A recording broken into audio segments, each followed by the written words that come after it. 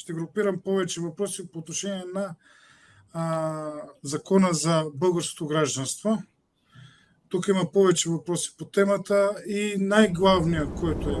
според моята преценка, дали ще подкрепите отнемане на българско гражданство и дали въобще това ще влезе като част от закона, да има опция за отнемане на българското гражданство на хора, които отворено проповядват антибългарска пропаганда. Аз мисля, че преди това го казах, четирите основни елемента, които трябва да бъдат променени в закона, по-бързото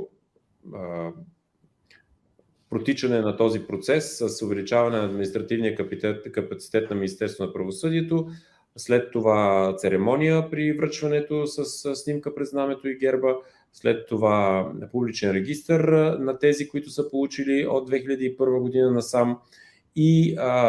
последната точка е да се създаде нов член в закона, който да дава възможност за отнемане на българското гражданство на тези, които са получили по произход българско гражданство и подписали са декларация по член 303, по която се носи наказателна отговорност по член 313 от наказателния кодекс,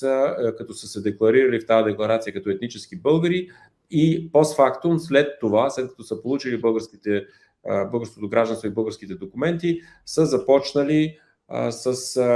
кампания публична, в която да казват точно обратното на подписаното в декларацията, че се чувстват етнически българи, да казват, че това не е така, че българите са татари, фашисти и всичките тези елементи, много ми е неприятно всеки път да ги повтарям, но всичките тези изключително неприятни неща трябва да има, абсолютно категорично трябва да има такава опция за отнемане на българско гражданство,